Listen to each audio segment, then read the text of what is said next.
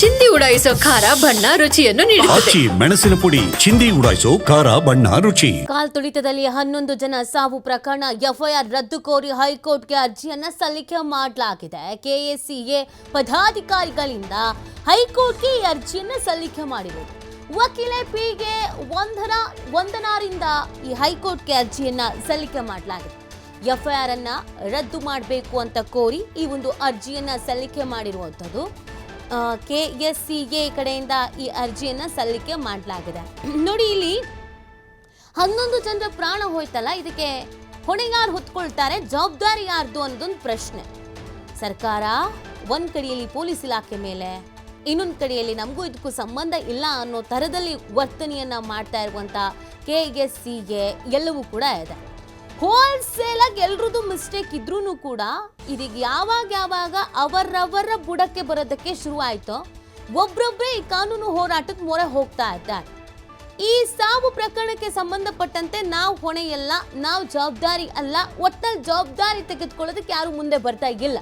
So ಇದೀಗ KSCA ಪದಾಧಿಕಾರಿಗಳು ಹೈಕೋರ್ಟ್ಗೆ ಅರ್ಜಿಯನ್ನು ಸಲ್ಲಿಕೆ ಮಾಡಿದ್ದಾರೆ.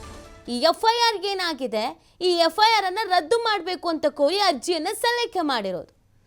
ಕಾರ್ಯಕ್ರಮವನ್ನ ಆಯೋಜನೆ ಮಾಡಿದವರು, ಆಯೋಜನೆ ಮಾಡಬೇಕು ಅಂತ ಅನ್ಕೊಂಡವರು, ಆಯೋಜನೆಗೆ ತಯಾರಿ ಮಾಡಿಕೊಂಡವರು ಎಲ್ಲರಲ್ಲೂ ಕೂಡ ನ್ಯೂನತೆಗಳಿದ್ವು, ಲೋಪದೋಷಗಳಿದ್ವು.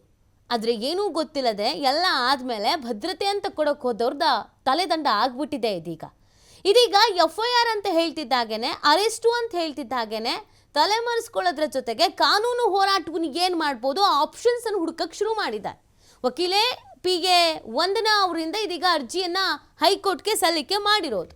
ಸೊ ಇದು ಏನಾಗುತ್ತೆ ಬೆಳವಣಿಗೆ, ಕಾನೂನು ಹೋರಾಟದಲ್ಲಿ ಯಾರು ಗೆಲ್ತಾರೆ ನೋಡ್ಬೇಕಾಗತ್ತೆ. ಒಟ್ಟು ಈ 11 ಜನರ ಡೆತ್ ಆಯ್ತಲ್ಲ, ಅದಕ್ಕೊಂದು ನ್ಯಾಯ ಅನ್ನೋದು ಸಿಗಬೇಕಲ್ಲ. 11 ಜನ ಹೋದ್ರು ಅಂತ ಅಂದ್ಬಿಟ್ಟು ಸುಮ್ಮನೆ ಅಂತೂ ಇರೋದಕ್ಕಾಗಲ್ಲ. ಇಲ್ಲಿ ಯಾರು ಪ್ರಮುಖ ಪಾತ್ರರಾದ್ರು, ಯಾರು ಇದಕ್ಕೆ ಕಾರಣರಾದ್ರು ಅವ್ರಿಗೆ ಶಿಕ್ಷೆ ಆಗಬೇಕು. ಜೊತೆಗೆ ಈ ಸಾವಿಗೆ ನ್ಯಾಯ ಅನ್ನೋದು ಸಿಗಬೇಕು. ಈಗ ನೋಡಿ, ಇಲ್ಲಿ ಎಲ್ಲರೂ ದೊಡ್ಡವರೇ ಇಲ್ಲಿ ಸಿಕ್ಕಾಕೊಂಡಿರೋದು. ಒಂದು ಕಡೆಯಲ್ಲಿ ಸರ್ಕಾರ ನಂದು ಏನು ತಪ್ಪೇ ಇಲ್ಲ ಅನ್ನೋ ಥರದ ವರ್ತನೆ, ದುರಹಂಕಾರದ ಮಾತುಗಳನ್ನು ಆಡ್ತಾ ಇದ್ದಾರೆ, ದರ್ಪದ ಮಾತುಗಳನ್ನು ಆಡ್ತಾ ಇದ್ದಾರೆ, ಒಬ್ಬರ ಮೇಲೆ ಒಬ್ಬರು ಹೇಳ್ತಾ ಇದ್ದಾರೆ. ಅಧಿಕಾರಿಗಳು ತಲೆದಂಡ ಮಾಡಿದ್ದಾರೆ, ಹರಕೆ ಕುರಿಗಳು ಮಾಡಿಬಿಟ್ಟಿದ್ದಾರೆ. ಇದರ ನಡುವೆ ಕೆಎಸ್ಸಿಎ ಕೂಡ ಪತ್ರ ಬರೆದಿತ್ತು ಸರ್ಕಾರಕ್ಕೆ. ವಿಧಾನಸೌಧದ ಮೆಟ್ಟಿಲ ಮೇಲೇನೆ ಸನ್ಮಾನವನ್ನ ಮಾಡಬೇಕು ಅಂತ ಪತ್ರ ಬರೆದಿದ್ದು. ಅವ್ರ ಪತ್ರ ಬರೆದಿದ್ರು ಸರ್ಕಾರಕ್ಕೆ ಸ್ವಂತ ಬುದ್ಧಿ ಅನ್ನೋದಿರಬೇಕಾಗಿತ್ತು, ತಲೆ ಅನ್ನೋದಿರಬೇಕಾಗಿತ್ತು. ಮಾಡಬೇಕಾ ಮಾಡಬಾರ್ದಾ, ಎರಡೆರಡು ಕಡೆ ಕಾರ್ಯಕ್ರಮ ಆಯೋಜನೆ ಮಾಡಕ್ಕೆ ಹೇಳಿದವ್ರು ಯಾರು, ಮಾಡಿದ್ಯಾಕೆ, ಎರಡೆರಡು ಕಡೆ ಕಾರ್ಯಕ್ರಮ ಆಯೋಜನೆ ಆದರೆ ಹೆಂಗೆ ಸೆಕ್ಯೂರಿಟಿ ಇರುತ್ತೆ, ಯಾವುದನ್ನು ಚಿಂತೆ ಮಾಡಿರಲಿಲ್ಲ. ಇದೀಗ ಕಾನೂನು ಹೋರಾಟಕ್ಕೆ ಮುಂದಾಗಿದ್ದಾರೆ.